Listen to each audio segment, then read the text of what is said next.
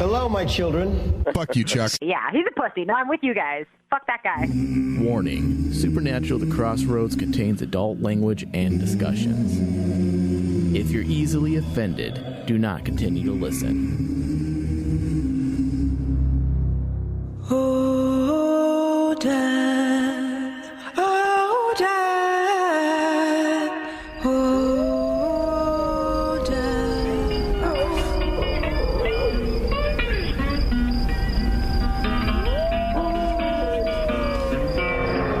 I went to the crossroads. Fell down on my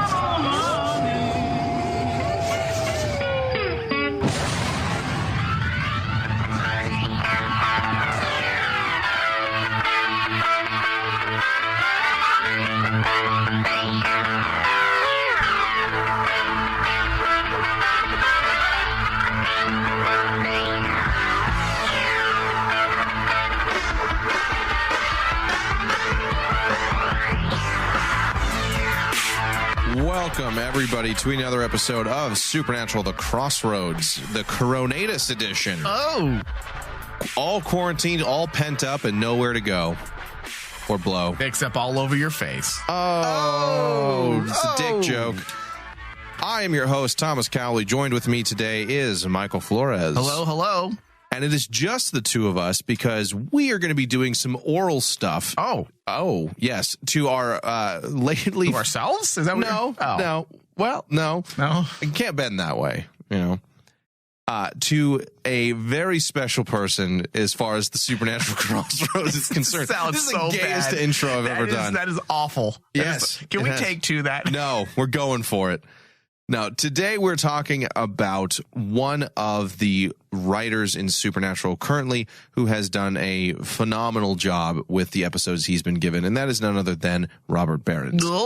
In the last two discussions for the Coronatus, we have discussed particular characters that have been heavily involved in shaping the season's narrative or making us reevaluate the season's narrative and who the heroes are, who the villains are, in an attempt to keep the momentum of the final season going with, you know, COVID fucking everything up, everyone's hopes, dreams, desires. We decided let's keep some of that momentum going. And we talked about Rowena, one of the most interesting, newest characters to be introduced in the last number of years, who has had an arc unlike any other, who has gone from a villain and borderline unlikable, you know, not really unlikable, but somebody you shouldn't like, to redeemed in a lot of ways, and someone who was always persecuted and hated and angry at so much about life, finding center in arguably the worst place in existence, at hell. By being queen of hell, she has finally found a place where she feels at home in a weird way. The other one was Lucifer, somebody who, with the revelations at the end of season 14 and the whole entire concept of 15, has been proven to be right. Someone who was always the villain has actually been, once again, always telling the truth. And what does that mean, not only for his character in a retrospective look, but how that affects the decisions Sam and Dean have made, the statements Chuck has made, everyone's viewpoint about him, and did he as a character need a reevaluation because he was not wrong this entire time? Yep. And we continue to do this with this concept here, but we're going to switch gears a little bit, whereas rather than focus on one character, we're going to be focusing on one of the writers and executive producers, Robert Berens. Now, this guy has been, there's going to be a lot of that sound apparently. This guy has been in the writing room since about season 9, since the 1 year into Carver's run. And really, he really just worked his ass off to get to where he's at now. So quick little background. He served as an executive story editor and supervising producer before being promoted to co-executive producer in season 13. He had previously worked on an animated series, Kappa Mikey. Is that? Yeah, that sounds right. Before being hired to the CW series Ringer, which was created by former Supernatural writers and co-executive producer Eric Carmelo and Nicole Snyder. In 2017 and 2018, Berens developed The Wayward Sisters, an attempted spin-off series which aired embedded in season 13's plot. In 2019, he actually joined Jeremy Carver, who had brought him on originally for Supernatural, to adapt Doom Patrol for the DC Universe streaming service. And he held that job in conjunction with Supernatural. And That guy's a worker bee. And then still in 2019 in Comic-Con, it was revealed that he had been promoted to executive producer for Supernatural's final season. Now that's work ethic, Thomas. He's done more in those years than I've done with my life. He did more in the last 5 minutes than you've done your entire life. Like, I guarantee you right now, as we're talking, he's working. Oh, I don't doubt it. And those last few seconds, he just did more than you as well. I'm a failure is the point of this message. Right? Yeah. Yeah. Okay. Thank you for confirming that. You dick. Do you think he has all his, everything you just went over? Do you think that's on his Tinder profile as well? Like, hey, I'm Robert Berens. I served as executive story editor and supervising producer before being promoted to executive producer, season 13 of Supernatural. I doubt he's nerdy enough to write all that in his Tinder that profile. Ain't nerdy. I mean, I ain't gay, and I would go after him with that in his profile. I'm like, damn. Well, he is a fan favorite amongst the Crossroads. Yeah, we're trying to set the tone here. I mean, the title of the show is Blowing Barren, so we just got to get it out there. We got to let people know where we're coming from. Yeah. Right? Yes. Drop all pretense. Right. And pants. Yeah. So and do a little dance. You had to rhyme it. That's why we don't do anything with our lives, because that's what we rhyme. Yeah. Dance and pants. Right. Exactly. All right, so he started in season 9 with 3 episodes to his name. Episode 6, Heaven Can't Wait. Episode 14, Captives. And episode 19, Alex, Annie, Alexis, Anne. Now, just to preface this, Thomas, this is how we're going to go about doing this ongoing series called Blowing Barrens. We're going to take season by season. From season 9, when he starts, obviously, to the end, season 15. And however many episodes he had written during those seasons will be the episodes we kind of dissect and discuss. For the most part, it looks like he does about 3 to 4 episodes. Yeah. Which we can definitely tackle those, because we're not going to completely dissect and break down. We're only going to look at the nuanced aspects, what he's specifically doing for whatever character or whatever foundation he's setting up in that episode. It'll be very nuanced. And I like that approach. I like looking at how he'll change his style or adapt, or what responsibilities will be placed on him as the seasons continue. Yeah. As well. Now, he started off very strong with season 9, episode 6, Heaven Can't Wait. Possibly, it might be one of the weakest of the 3. It might be the weakest of the 3, but only really because of the material he had to work with. Yeah, because none of us were too happy. I remember being we're like, really, Castiel working at a gas and sip? That's what we're doing here. I mean, it is a little silly, but it did work in the way that it was focusing on Castiel. Well, it's almost like one of those. I almost wonder how much of that gas and sip and like decision was, hey, we've got a set piece and here's what we want to do with it. Yeah. Write a story. Yeah. Versus here's the story, now make a set piece. Well, isn't that essentially Barron's entire career? I mean, how many times in recent seasons? Now, I am just thinking recent seasons because those are fresh in my mind. But how many times does he just take what's set up? Like, all right, I see what you gave me. Thank you. And run with it. Well, let me see what I can do. Yeah.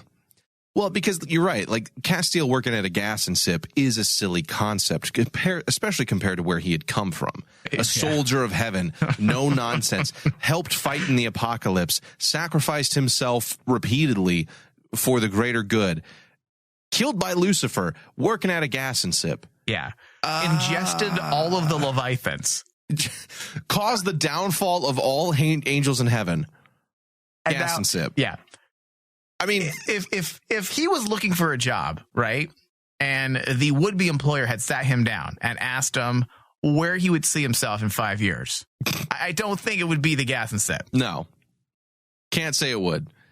So that concept, that premise is a little silly. But once again, Berens did a great job with what he's given, and what he's really saying is a lot more in depth. and a lot more nuanced here. This the most important thing. Yeah. This is not just Castiel being funny. This episode. This is Castiel in a self-penance. He is punishing himself in many ways for what he's done, trying to repent for his sins. It's a story and about a character who has fucked up beyond belief in everything he believes in at this time. Well, up to this point, what did he do? Setting aside his betrayal of the angels for the good guys, but that's still something as a character he has to live up. He has to live with the fact that he chose Sam and Dean over heaven. But then what he did when he took on the Leviathan and allowed them to roam free over the earth. I mean, he became sick, you remember? And he started smiting everyone and killing angels. And then when you thought he was on the right track, he then allowed Metatron to deceive him, causing the fall of the angels. So this episode, yes, gas and sip, silly, bah ha ha ha. But when you really look at what they're doing here, it's about a self-penance. It's about him atoning his own self-punishment. Hey, I'm going to live through a mundane life. I'm even going to try my hand at dating, and we know how that went. It's just awful.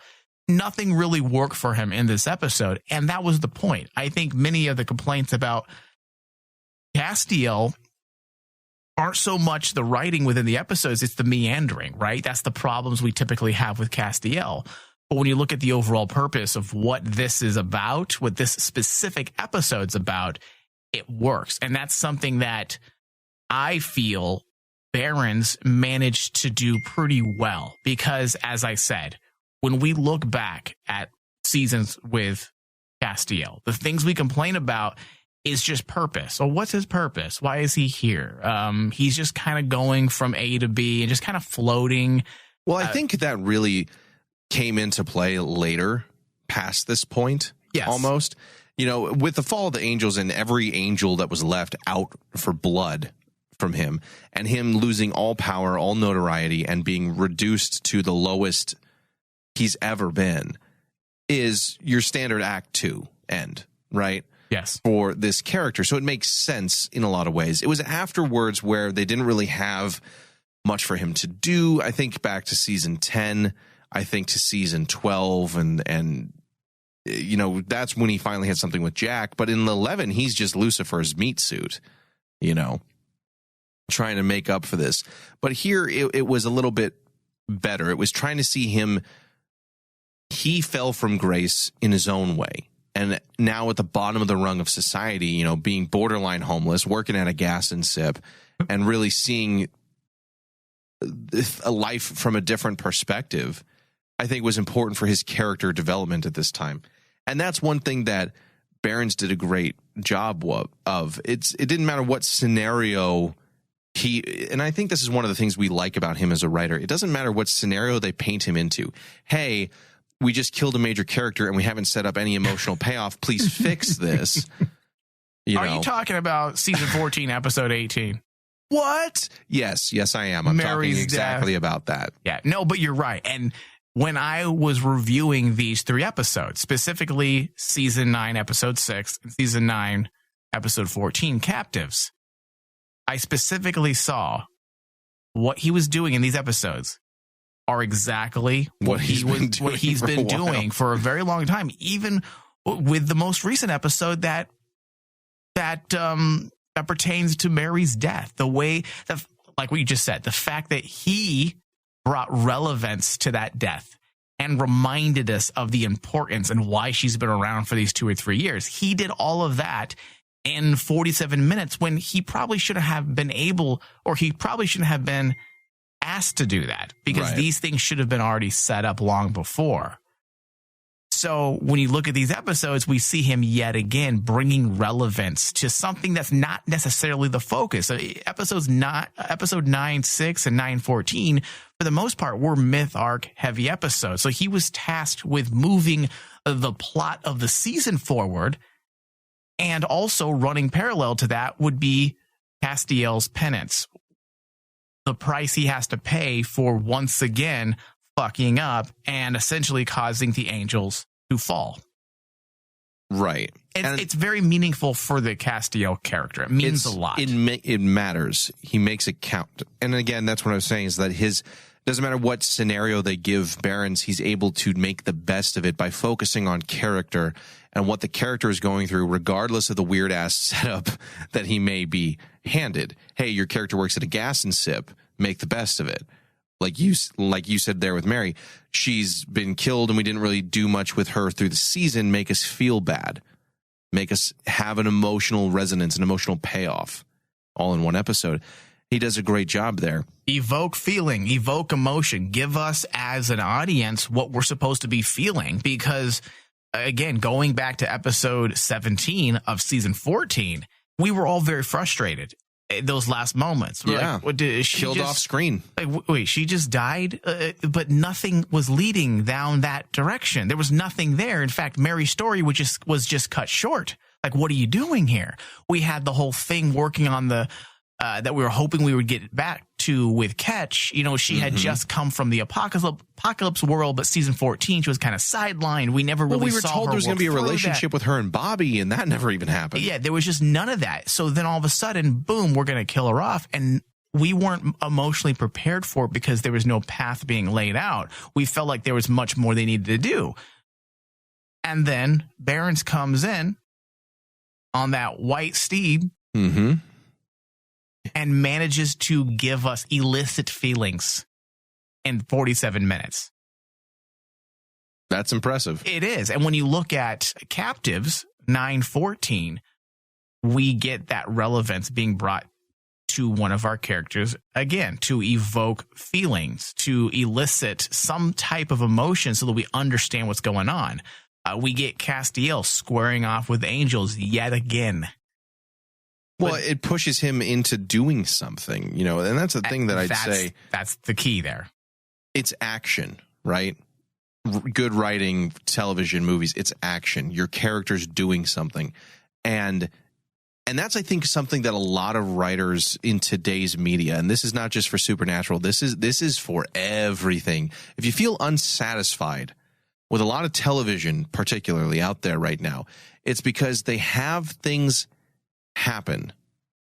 They don't have characters doing things. It sounds kind of stupid at first, but the difference is something happens. Mary dies. That happened. You didn't have a character set it up. You didn't have a character make a decision. You didn't have payoff for things. There's a lot of moving from A to B to C, but there's a lot of things happening, but there's no reason. There's no emotion. There's no decision-making behind it. Or accountability at times. Yeah. There's no accountability, and that's why this episode 9:14 stuck out, because there's accountability, and also 9:6. Accountability, you know? Well, I mean, Castiel brought down the fall of all of heaven, and now you have different Splinter Cell faction groups starting up. Bartholomew and I think it was Elijah. I can't remember off the top of my head. Yes. Okay, awesome. Different groups starting up their own little sects of SECT, sects of groups within to start their own war. And Castiel tried to remain outside of it, but by showing him at his lowest and having him learn from that in the first episode, we push him to face what he did, face up to his actions and those consequences by having him go up against Bartholomew. And that's why it worked so well, because it wasn't necessarily about simply moving the plot. It wasn't about things happen. It was about making a character make a decision that happens, and there are ramifications for that action. You can't take accountability away. When you have a character do something like create the fall or cause the fall of angels, right? Which is a major thing in Supernatural, is the season finale. And looking at how other TV shows nowadays, and sometimes in Supernatural in later seasons, sometimes they do something and then they don't really go back to it. You have the action, but there isn't the consequence. We're not dealing with the cost. We're not dealing with the cost. We're not dealing with the aftermath of that decision. Mm-hmm. And that's what Berens has done very well in these episodes. He is dealing with the aftermath. He's not forgetting what this does to the character. He's not forgetting what this does to the specific episode in question. What is it doing? What is it fleshing out? How is it assisting Sam and Dean? How is it moving the myth arc forward? all of these things are factored in 914. Having to face the very angels that he had just caused to fall. Wronged. Yeah. Well, the thing is, too, it also shows him learning from his experiences. You know, you have Castiel allowed himself to be duped by Metatron. Tricked, played, made the fool. But to be fair, who wouldn't be duped by that charming motherfucker? Lucifer would have seen through that. That's true. Yeah. Now, Castiel has allowed himself to be played. So what now? What do you do with this character who's at his lowest point, right? Well, explore that. Ask that question. What do you do now? And you have angels gunning for him. So when they finally get a hold of him, they try to recruit him into their same play, help them do something. Their way is the right way. I know what to do. Believe me. Well, he just got fucked over for this exact thing. So it makes Castiel ask himself, what am I going to do when confronted with something similar? Will he be allowed to be played the fool again, or is he going to take decisions and actions into his own hands? And you also have to remember what he's living with still. He's also dealing with post-Leviathan. And the fact that he unleashed that mess. So you have that, you have the fall of heaven, and then you're confronted with your angels, your brethren, the ones you've turned your back on. That's why this episode's so powerful for Castiel and well written. What will he do? There's questions. Mm-hmm. There's the building of a character here. Well, and it also shows, it not only builds character, but his actions reveal his character. Bartholomew references that they used to work together during the season, I guess it would be season 6-7 Civil War against Raphael. That they were partners, they worked together, and he wants to take out Metatron. There's no reason Castiel should think otherwise or not take Bartholomew at his word. But then he wants him to take someone else's life who he intends to torture to get information, and he sees too many similarities between what Castiel let happen before, and now Bartholomew wants him to kill. And after so many fuck-ups, frankly, of Leviathans, the Civil War with Raphael, killing so many angels, letting the remainder fall, listening to Metatron, he doesn't want to be the fool anymore, and he makes a decision, a painful one and at a great cost, because he takes someone's life, but he now is in control of his life. He is no longer the fool in that way. He's making the decisions, and it's also a turning point for Castiel in a lot of ways. But also it just adds more depth because to him and what he's dealing with. Yeah, because if you remember, he ends up taking Bartholomew's life in the end. Yeah, something he didn't want to do. He had already caused death. It's something he didn't want. He didn't want the power. He didn't want the responsibility. It wasn't just a war and there's casualties and he can brush it off. And then he was put into a compromised position where he had to do it yet again. Yeah. But what I liked about that was it's a terrible situation that he's put into yet again, but he didn't let someone else or blind faith and zealotry push him into it. He made a conscious decision, and it's a painful one. It was his decision. But it was his, exactly. But it was his decision to make. It's an example of him owning his mistakes when you think about it.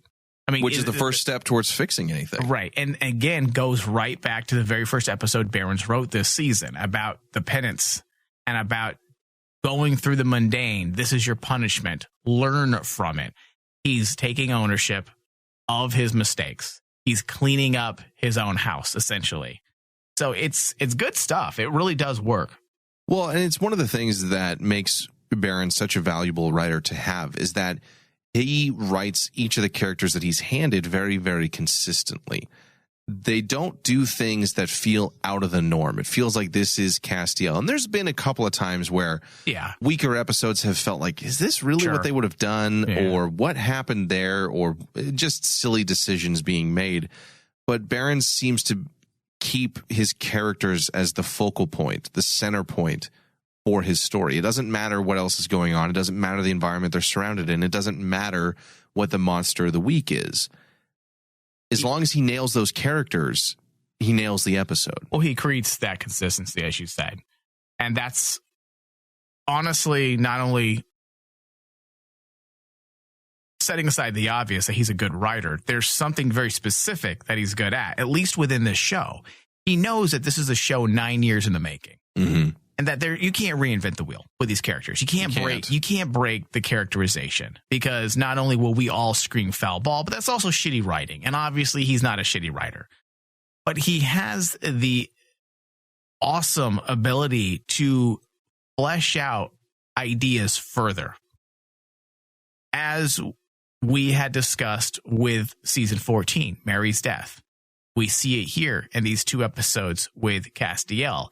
He's got a knack for continuing what others have laid out. The idea that Cass feels a form of guilt about the parts he played in Angel Death and Heaven's Destruction started a year prior. Yeah. It's the reason he got into that mess with Metatron in the first place. So we have Berens coming in here not trying to say, hey, I can do this better. No. It's, hey, I can further your idea and add a little more. And that's what true writing is about when you're writing on a TV show. It's not about the ego of saying, I'm going to do this better. It's about, hey, I saw what you did there, and I'm going to further that story. Sit back and watch what I do. Well, I think you brought up a good point. A book is written by one person. Well, okay, usually. Right. A movie collaborative does have collaborative aspects to it, but the script is, if it's good, 1 to 2 people. More than 3, we start seeing where those movies fall apart. We really do. But a television show is unique because it needs to be a team of people writing 20 some odd episodes. Well, I guess these days even as low as 6, but a number of episodes over years, and have to keep the characters consistent, have to keep the tone consistent, the world building consistent. The cause and effect has to continue to make sense week to week. Yeah. That is a very tall order. And that's probably why writers are in charge when it comes to TV, unlike on movie sets. Right. Exactly why. You know, it's is what it is because it's so involved and so intricate. And so you need that kind of understanding, not only of the characters, but the writers in the room around you and what someone's strengths are, who plays into what. This person's great at A, this one's great at B. What can I, following up from previous week and the whole season and the entire show up to this point, add to this to make it fresh and interesting and captivating for these 45 minutes, but also fits the last 10 years of characters, so that at no point do these characters feel who the fuck is this? This isn't the Sam and Dean I've always known. This isn't the Castiel I've always known. And that's where, you know, your juggling ability as a writer comes into play, and your ability to remember, do your research on characters before you write an episode. Because it's a no-brainer. Most of the writers sit in before the season even gets started, and they do what's called breaking the story. And they come up with the ideas, they get the points, the plot points, they figure out what each episode is essentially going to be about, and then they do the assignment. They assign the scripts to whatever writer, right? But a lot of time goes by between breaking the story and writing the episode. Yeah. And almost a year, right? Yeah. Well, and an idea is just fine. You can have an idea, but then you have a writer before you that's going to take that idea. I'm like, all right, I'm going to do this. And then another writer comes in. All right, I'm going to continue that, do this. And then you were assigned the episode, let's say 30 episodes later, 13 episodes later. Well, you got to make sure you understand exactly what they were doing, where they're at, what's happened, how they feel. And many times on a lot of shows, you have those little inconsistencies. In the days of episodic television, when that was a thing, it wouldn't be that big of a deal because each episode is something new. You kind of forget that the lead character's mother died the previous episode. Happy Days. The kid goes upstairs, never to be seen again, right? Right. Exactly. With serialized television, you don't have that luxury. You have to continue those things set in place. If something happened to the character, let's say chronologically within the show, 3 days ago, but the episode isn't produced or written maybe until 7 weeks later. Well, you got to make sure you do your homework and understand what's being said in that episode. Well, I think another thing that kind of goes glossed over when it comes to the TV show writing is that, like I said, a book is traditionally written by one person. Imagine trying to write chapters 3, 14, and 29. Yeah. And you don't know exactly how they wrote the other ones. You have a general idea how the other chapters come together. Right, because that's on that board there. But you have to go from week 3 to week 14 and not miss a beat and have it fit perfectly aligned. And admittedly, that's where a showrunner comes in. And also a director for that episode. Right, and helps keep things consistent and smooth. And that's the showrunner's job traditionally, is make sure all of these moving parts are working in synergy. But that is still a tall order. And for Berens, Did someone say tall order? Not like that. It's not a wide order. Yeah, tall order. I did want to go large. That's a hard thing to do. And for Berens, No, it's not. I just say go large, God. please. Number 3, large. You want fries with that, I'm assuming? Yeah. It's tough to get to that point and make that all work. And then you also have the episodes like his third episode of that season, which is Alex, Annie, Alexis, Anne, which was not necessarily Mythark Castiel based. It was a guest spot episode that had a lot to do with one character in particular, and that was Sheriff Jody Mills. You know, this episode was maybe a little bit stronger of the 3 for that season, but it was a monster of the week. It wasn't a main Mythark. It wasn't Castiel or any of the major character heavy ones. It was Jody's story and the next chapter of her life, really. It was an important episode. Yeah, for her, absolutely. Yeah. But overall, it was a monster of the week, you know. And this is where Berens can have a little fun with that vampire mythos, but also, as he does, still keep it character focused. It didn't matter what monster it was. It didn't matter the character, name and what had happened to them previous week, because they weren't in the previous week. This is a guest spot. This is many ways a self-contained element. I mean, really, for the story of Jody, it was a turning point for her as a character. Somebody who had gone through such tragedy and such pain in her life to really be given that second chance, and something that would carry with her as a character for years, but also be the thing that would give Berens, really the groundwork for building and attempting his own spin-off show. Yeah. Just a few years later. And to have Berens be the one to kind of take control of that was a good call, because not only did he bring back purpose to Jody's life, but he did what he does best, and that's add layers to her character. This is somebody who has been through a lot of shit, and kind of from what memory recalls, down in the dumps in a little bit of ways. Not doing the best.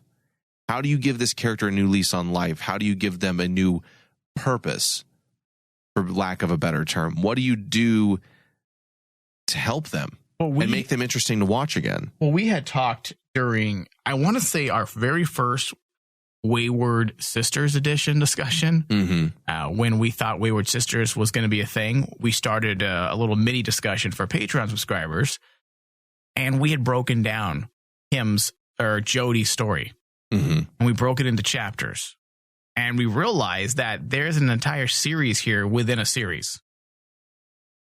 We had Jody's first chapter that was arguably season 5 and season 6. And then this was the either the ending or the beginning of a new chapter, because you had a woman that was dealing with the loss of a child, right? Mm-hmm.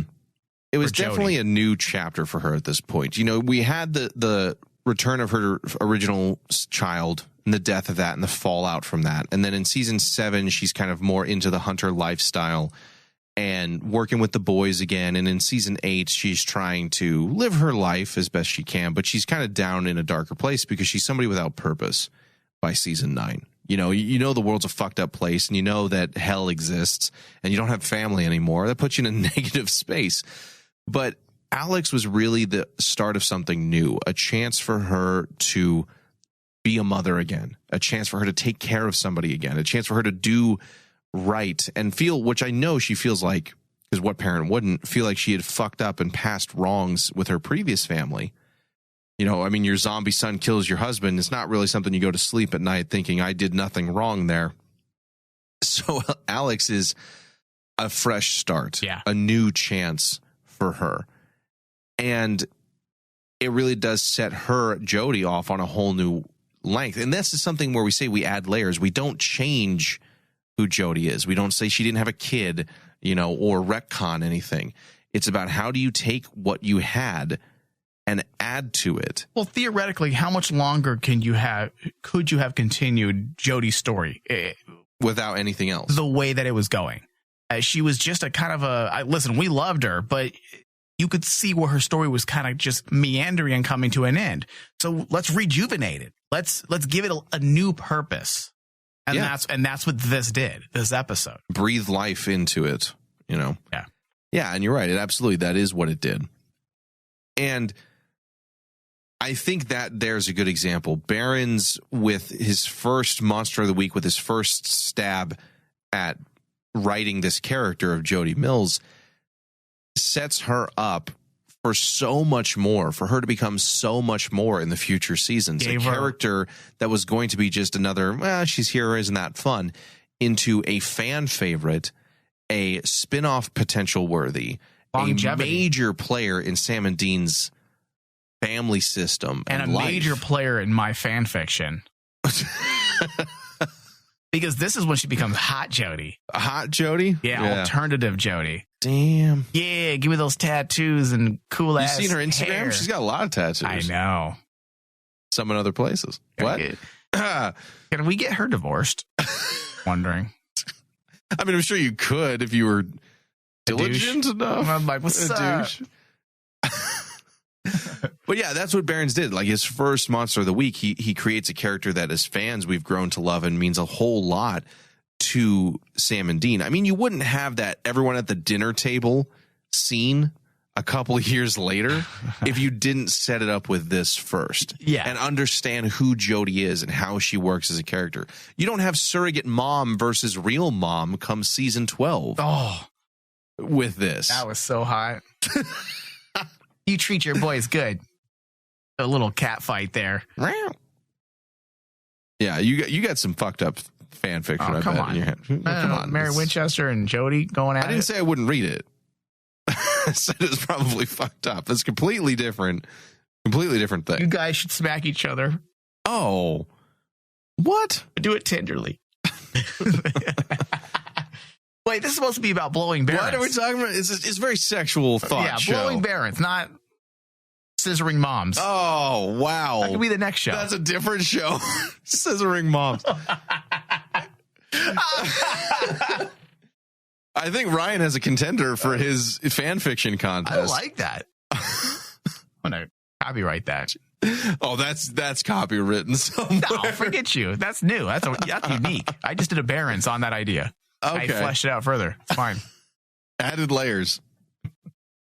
Yeah.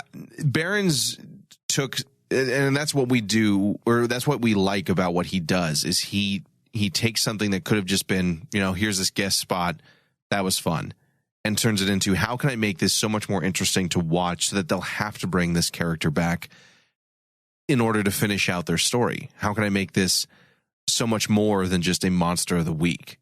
You know, Berens is listening. He's all like, guys, I just write. I was drunk on half these episodes, I like, we're breaking it down why it's so good. But I mean, when you're a talented writer, you just do it because it makes sense logically. Like, this is what you're supposed to do, right? You would think, but there's a lot of writers that do not. Well, it's funny that you bring that up because there's two different types of schools of thought, right? Like architects who plan everything out and gardeners who create characters and let them make decisions and follow that. Mm-hmm.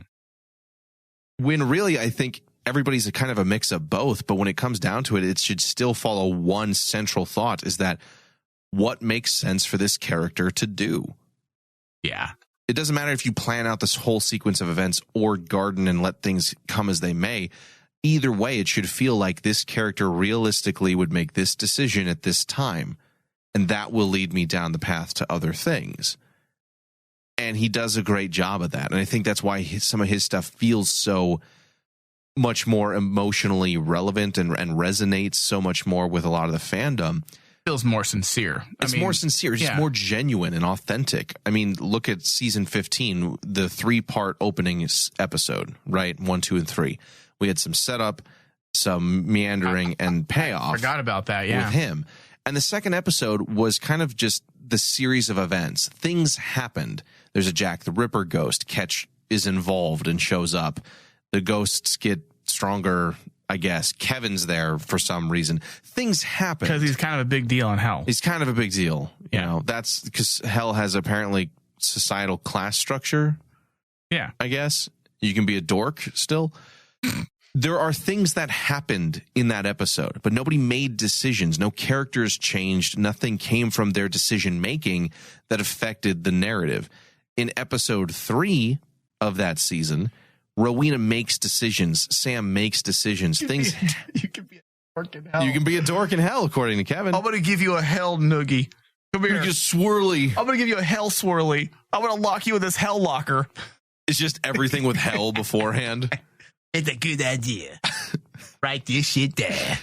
Like, that's the difference, is that things happened in episode 2 and characters made decisions in episode 3. And those are far more impactful to all of us. You know, I mean, Supernatural has shown that it has the ability to churn out some truly talented writers. We've praised this show for that from day one.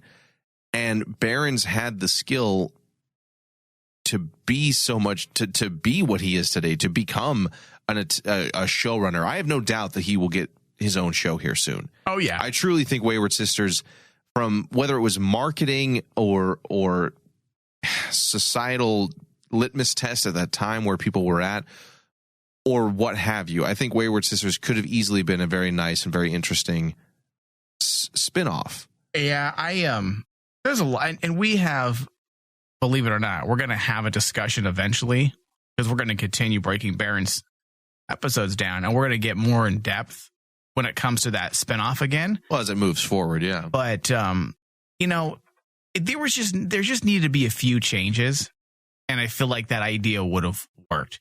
And honestly, I think the things that didn't work, I don't think they were his ideas.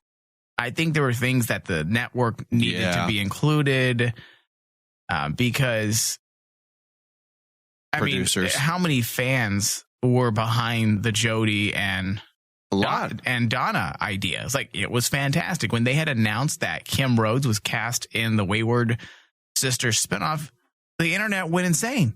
Well, that's the thing, is that what started as Jody Mills, her character is going to be the lead.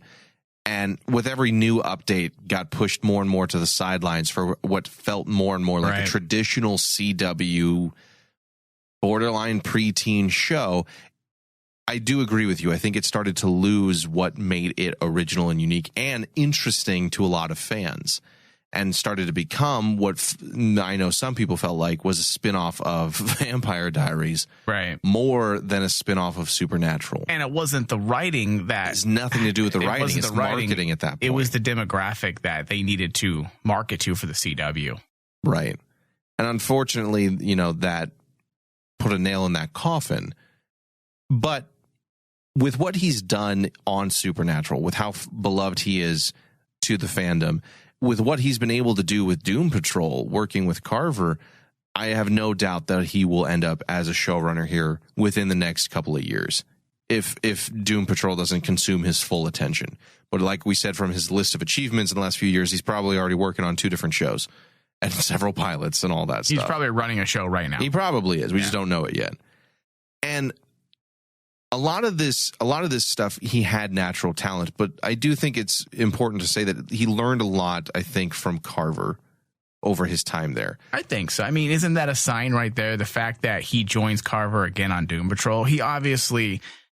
he obviously respects his work. Yeah. He no doubt looks at him as a bit of a mentor. Isn't it amazing when you look at the combos that have come out? Because you had mentioned that Supernatural has churned out some talented writers. look at the combos that we've gotten. You got Kripke and Gamble. You have Carver and Berens. You have Edlund. I mean, you just have so many, Robbie Thompson. You just have so many great writers that have come out of that writing room. Yeah. And have gone on to do great things. The Magicians, the Boys, Doom Patrol. Fuck, man. Dude, it goes on. And that's just from the showrunners. That's not even going through all the writers' accolades and what they're currently working on. It says something about the show, and it does tell you, it's a bit of a clue there as to why this show has lasted so long. It's because it's not just because fandoms love Jensen and Jared or Sam and Dean. There's magic. There's magic in that writing room. Kripke left some behind, and everyone's feeding off that magic. There is something special about the writers who have fed off each other. And one group comes in, there's a few that have stayed. They teach about this show and how you need to write this show. The next ones move in, the other ones leave. It's just a fantastic luck of the draw is what it is. Like, shows don't do this. A lot of times writers hate each other. Maybe writers do hate each other in this writing room. I don't know. But that doesn't mean they're not learning off each other either. Maybe they hate each other. Maybe they hate each other, but they are learning something. Yeah. Oh, they are. It's obvious when you look at where they go after the show. Well, not only that, they learn from each other, but I think, like you said, there's magic in that room because it takes something in the writing room specifically for that show to continue for 15 years and for the most part still feel true to its original concept. Yeah. Yes, things have changed. Styles and flavors and certain aspects have altered with the years. And that's going to happen. Yeah. But it doesn't feel like it's ever lost the soul, I guess. And that comes down to the writing, and that comes down to people putting in the effort and caring and contributing their all while they are there. You know, and for even me, guys, to some degree, even you, and for Carver, I love that you addressed me as him. Yes, I finally won. You know, for Berens to come on in season 9 and be one of the biggest overall assets in the writing room, just a handful of years later, getting the chance to do a spinoff in what 4 years is that 9, 10, 12, 13? Yeah, I mean that says a lot about his talent. Now, the 3 episodes we had here, we're going to rank them, kind of put them in order from which ones we liked the most and which ones we liked the least. It's a little different because these aren't like parts of one particular arc. It's not like it was a completed story or trilogy throughout the season. It's kind of, there's 2 and then a third. So, Mike, going from least favorite? Oh, least favorite. Right. For you, how would they go? Because I think this could be interesting. Heaven can't wait. Least favorite. Least favorite. Okay. But still damn good. Why is your least favorite that one? I didn't like the setting. Not the writing, the setting. That's all it is. And the reason why it's not number 1 is because when you look at the following episode Berens does, Captives, I feel like that does that much more for Castiel, facing him against his consequences and posing questions as to what he'll do next. Will he fall into the same predicaments and situations that got him where he's at now? Will he become a leader? Will he run from being a leader? As we know, he doesn't want to be a leader at this point. What's he going to do? I liked the questions they posed. But for me, I feel like the best work for season 9 when it comes to Berens is Alex Ann. And it's a monster of the week, but I mean, I don't want to reiterate everything you had just gone over, but it's just what it meant for Jodie. And because she was already a fan favorite up to this point, I don't, honestly, if you look back at what they've done with her, it wasn't until this episode. This is the turning point for Jodie. Yeah. The absolutely. Jodie we have right now to this day is because of this episode. Yeah, that's true. And that's when you know you have gold, is when something you do from seasons ago still is impactful. So Alex Ann is your favorite of the 3. Yeah. Originally when we started this, I leaned more towards Captives perhaps being my favorite one because Castiel making the decisions, choosing to be his own person, and what that signified. And I like tragedy, so seeing him as a downfall in Heaven Can't Wait is always fun for me. But in the discussion and thinking it through a little bit more, I do have to agree. I think Alex, Annie, Alexis, Anne is his strongest, because it's one thing. This is, I guess, where I'd argue. It's one thing to write a strong episode for a character that's been established for 9 years. It's another thing to make a character interesting who's only been a small side role for the last couple of years. Like, to all around together had maybe 1 episode's worth of, or 2 episodes worth of true development, and to make them interesting and to give them such life to where we as fans would want to see more and more of Jodie as a character with ravenous hunger, to where she becomes the lead in a new show attempt, a spin-off attempt. That's huge. In your first year, to knock that out of the park so well. Yeah. And I think that's where he really swung for the fences. The first 2 were getting your feet wet. These are the first episodes you've written. It's understanding the characters and making sure that they all feel authentic. And then this is where you have the most freedom, leeway to make something your own and make me care and make me want to see how this story unfolds. And we didn't even get into the fact of what it did for Alex. I mean, child abduction, forcing kids to do things at a young age, some dark shit, manipulation of children. I mean, it's kind of dark. No, it's not kind of dark. It is dark. It is dark. It's definitely dark. The things they were making her do. So, it was a strong episode. Yeah. So that was his first year as well. First year into the swing of things. That's what we're going with. And he's only gone up from there. I not to say anything about season 9 being weaker or anything, but he just gets better and better. He just has gotten better and better as time has gone on. And that's why I want to do this, because you and I had talked about it. Like, yeah, man, he just gets better and better. It's awesome to see a writer, because we obviously have paid attention throughout the last 15 years, but we started in season 9 with a show. Yeah, this show, Crossroads. So we've seen Berens. Like, as we're breaking down these episodes, we've seen him grow. And see his challenges. While we're doing reviews. And because of that, it's noticeable. You can see just how he just continues to evolve. Yes, evolve as a writer. Evolve, adapt, improve. And I think, going back, looking at the list of episodes he's written, I don't think we do our top 5 every year. I think he's always been in the top 5. Well, yeah. Or is it top 3? Either way, he's always... You're talking about the end of the year? Our end of the year for the whole season. Yeah. He's always... One of his episodes always makes it. I think Davey Perez might have knocked him off the top spot last year, I think. Or it might have been a year. To check. I'll check the records. I keep everything written down. Yeah. So I'll check. But yeah, he's grown dramatically.